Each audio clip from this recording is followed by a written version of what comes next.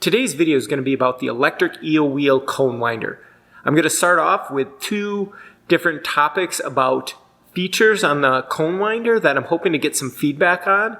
And for those, I'll have a poll linked to in the description where I'm hoping people can vote, help me decide the direction that makes the most sense. And then I'll go into a demonstration of the latest prototype, which is working quite well. I showed it at Rhinebeck, but I know that most of you folks out there haven't been able to attend that fiber festival, so I thought I'd show you what I was showing off at Rhinebeck. So here's the cone winder, and I've mounted it onto a pine board. You could really use any kind of surface, and I really think that this is the best mounting option. So what I've done here is I've just put a couple of screws into the board, and that holds this, which is the tensioner, and then I put a couple of more screws into the board to hold the actual cone winder. And the basic premise with this board is it allows you to sort of set this up once, and then you can sort of put those screws in, and it sort of holds these at a constant distance. Now, I wouldn't ship the board or anything like it with the cone winder. It's just not practical for the way that I ship things. It would greatly increase shipping costs, and you can get something like this at any hardware store. So I'd probably ship it with some screws so that you could place them. I'd also have a paper template so that you would know where to mount the screws. But I think that's the best mounting option. However, I know that everybody isn't going to want to bring a board with them everywhere. So I do want to have another option, and kind of what I'm thinking is there's really two directions I could go. The first is to go with something like I did with the cone winder, or I mean the yarn counter, where I have this very simple clamp that ships with it and it goes into a little hole. The biggest problem with that is because of the limitations of injection molding, I'd either have to make this case bigger or really work hard to come up with a way of sort of getting this kind of a clamp to fit in a position that makes sense on the cone winder. And I actually have one of those holes for the tensioner. That makes perfect sense. I might put another one in the side or something, but that's what I'm going to do for the tensioner. But it really doesn't work on the base because or at least it's not easy to make it work on the base. So what I'm thinking of doing is, do you see how I have like these flanges on the sides of the cone of the tensioner? I'm thinking of putting something like that sort of here and or in the back of the cone winder, the cone winder. And I think the back makes more sense, but maybe I'll put them in both positions. I'm gonna offer up all of these different options on the poll where you want me to, either really work on making one of these cones work or put flanges on the front and back, which I think is the best solution. But if it doesn't work for people, I really want to know now, because I don't want to do another prototype and then have people not like it. But if I did a flange, I'd also, so right now there's these, it's hard to see them, but there's basically these keyhole slots underneath this drum, and that's actually kind of a problem because you need to remove the drum in order to get these screws in there. And I think that if I did a little flange here, I would just put those keyholes here, and I'd also have that flange so that you could use like a regular C-clamp to sort of clamp it to a table like this. And I probably wouldn't ship the C-clamps with it. I mean, I guess I could, but the vast majority of people could get those at a local hardware store, and I don't really want to ship something that most people aren't going to use. So unless there's a lot of demand, I probably wouldn't ship the C-clamps with it. But I'm sort of opening it up. In my poll, I'm going to have all the different options to select, and I really want feedback on what you think makes the most sense. The other thing I wanted to talk about the cone winder is actually this tensioner. So initially, I had just this tensioner, which worked pretty well for some yarns, but a lot of yarns, and especially over time, they would build up sort of fluff from the outside of the yarn, and this tensioner would get jammed. This is a sewing machine tensioner, and it worked.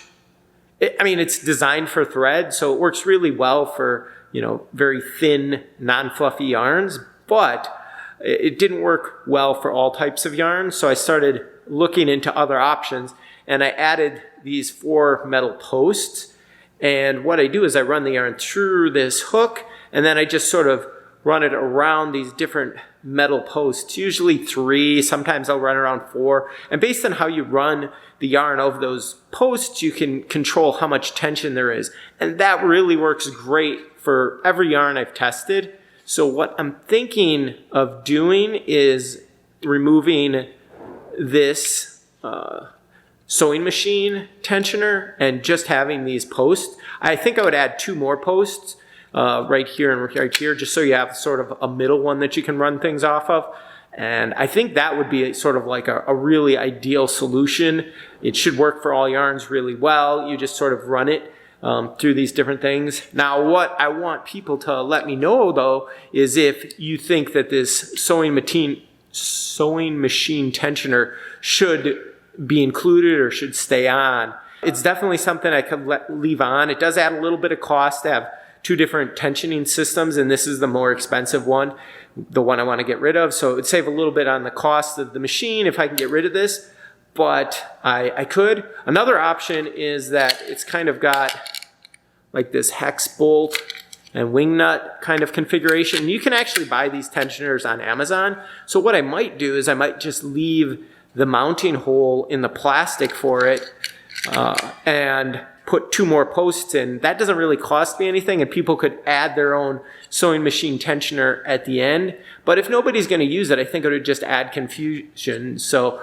basically, I want people to tell me if you think that I should keep this sewing machine tensioner, and based on how much feedback I get for that in the poll, I'll decide whether to ship it with it. I'll decide to leave the little holes so that people can add it later, or I'll decide to just completely remove it from the system.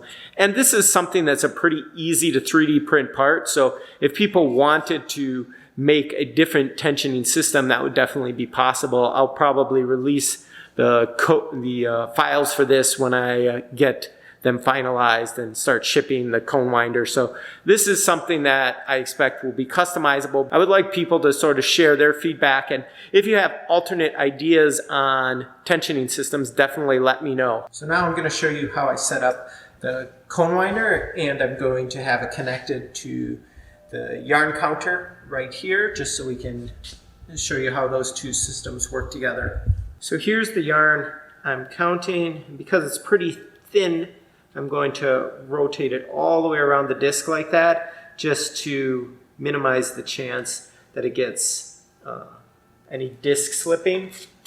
Next, I'm winding it through the tensioner. And like I said before, I'm pretty happy with how these metal pegs work, so I'm just wrapping it around those to give it a little tension. So this will give it some tension. If I wrap it around another metal peg like that, it would give it more tension, but I'm just going to use this much tension. I found this works pretty well for this yarn. Then I want to load the actual cone onto the cone winder. To do that, you just put the cone onto the cone holder like that, and stick her in here. And then I have this little device here that I can use to thread the yarn underneath the cone like this. So just get some yarn coming through.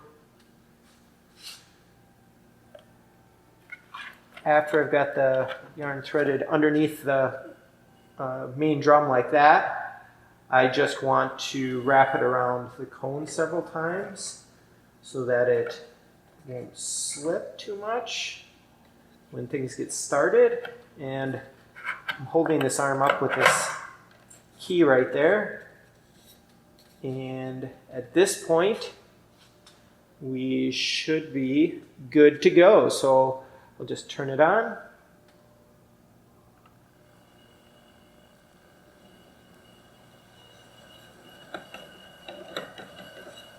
I'm going to start it at a low speed just so you guys can sort of see what it looks like, get a better look at how it's winding the yarn.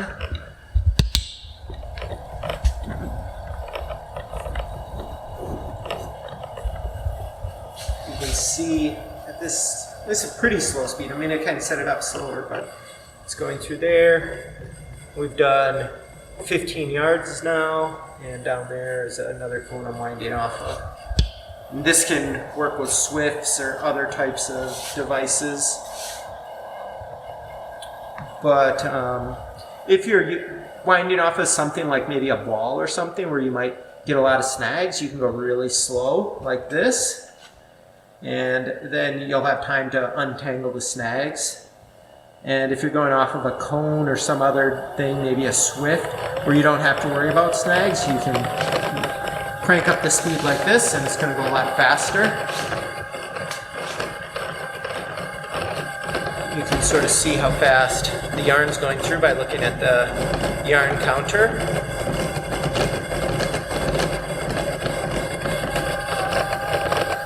So it's winding pretty quickly right now. A nice advantage of this over other designs for cone winders is that if you did happen to, let's say you had a snag, so I'm going to put my hand in here, I'm just going to, well, I forgot about that. I have the yarn counter set to stop the yarn after 100 yards, and that's exactly what it did. So just the weight of the drum made it go an extra 1.3 yards, but in order to continue, we just hit this switch down here, and it'll start up again. Okay, so back to what I was talking about. If there's a snag in this system, so I'm just going to grab it, and you can see what happens is the yarn is trying to go through the drum, and the drum is still spinning. I guess maybe it's hard to see at this speed, but the drum is still spinning. It's just that the cone is stopped. So unless you have really fragile yarn, a snag is not going to be catastrophic in this kind of a winder, unlike some of the other cone winders out there where it'll snap your yarn as soon as you get a snag. Like here, I'll show you again. I'm just going to grab this, and I mean there's no snag. What happens is the drum continues to spin, but because the cone is not spinning, that means that the yarn's not going to snap. So it's a really elegant system from that. I was thinking I was going to have to put in all of these systems to sort of prevent it from spinning when there's a snag, but I sort of realized that doesn't matter with this kind of a system. It's really an elegant failure in that respect. So if you get a snag, you just come over here and turn it off, and it wouldn't snap your yarn or anything. You'd untangle it, and when you're done, you could turn it back on, and it would just start winding again. Let's see, it's probably going to stop again pretty soon. Yep, we're almost at 200 yards. At 200 yards, it's going to beep and turn off the cone winder again. There you go, that's the beep, and the cone winder stopped. So I know that definitely get out there and vote on that poll that's in the description of this video. I definitely want to see what people think on those earlier topics.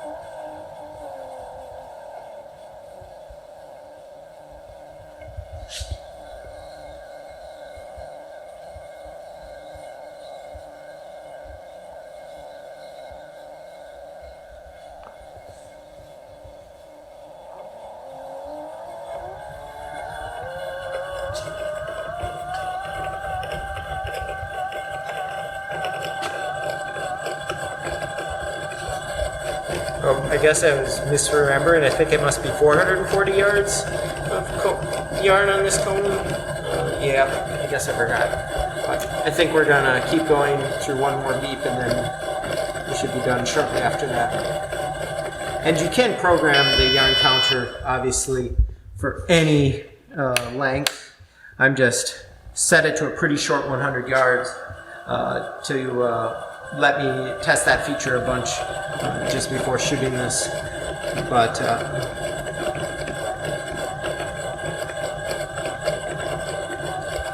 think I've tested these cones and they hold at least a pound of yarn, and I'm going to do some more testing. I think they'll hold quite a bit more than that, but a pound is sort of what I've tested so far. I'm also going to get some more testing done. I guess I misremembered the yarn a couple of times. So how much more yarn was on this cone? This is a different cone than I was using before, so now I'm kind of curious. Okay, 470 yards. Oh no, I know what it is. Ha. I know. So what actually happened here, I can show you guys a trick, is I had the WPI set incorrectly. I bet you it's right around 40. So this yarn is not bulky, so changing this setting is actually going to change the length. So yeah, there's the 440 yards that I was expecting. Yeah, I did this cone a while ago, and I thought it was 440. So yeah, that's the reason. So I had the other setting wrong, so it measured it a little longer than I thought. But if you have it set incorrectly, you can go change it after the fact, like I just did, and it'll give you the correct reading. So that's actually kind of a neat feature that I forgot to mention, and a bonus for those of you who stayed till the end. Thanks for watching.